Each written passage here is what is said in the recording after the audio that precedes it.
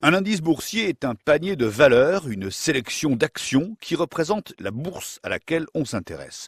Tout au long d'une séance, les actions qui composent l'indice varient à la hausse ou à la baisse et en permanence est calculée une moyenne pondérée en fonction du poids des entreprises cotées. Eh bien, c'est ça l'indice boursier. À la Bourse de Paris, le CAC 40 est un panier de 40 valeurs choisies en fonction de leur capitalisation boursière. On prend aussi en compte le nombre d'actions disponibles dans le public et le secteur économique de la société, BTP, pétrole, luxe, etc. Il faut que cela représente l'économie française. CAC, ça signifie cotation assistée en continu. Après, il n'y a pas que le CAC 40, il y a aussi d'autres indices plus précis, comme le SBF 120. SBF pour Société des bourses françaises et 120 pour le nombre de valeurs représentées. Il y a dedans tout le CAC 40 plus 80 autres valeurs. Cela donne une vision plus affinée du marché parisien.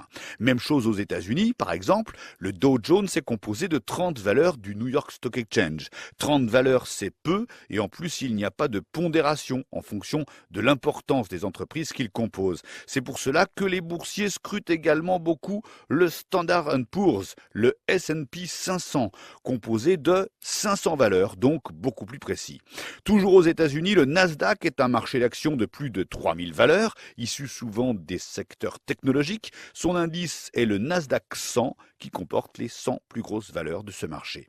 Les autres grands indices, en Chine, on en parle beaucoup. Il y a l'indice de la bourse de Shanghai, le Shanghai Composite, le Nikkei 225, c'est au Japon avec 225 valeurs.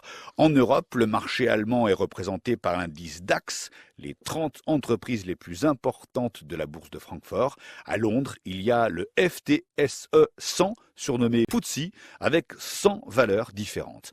La vie des indices est très mouvementée, déjà parce que leur composition change régulièrement en fonction de la santé des entreprises et des changements de l'économie. Dans le Dow Jones, autrefois, il y avait par exemple Kodak, mais c'est fini depuis 2004. Aujourd'hui, il y a Apple depuis mars 2015.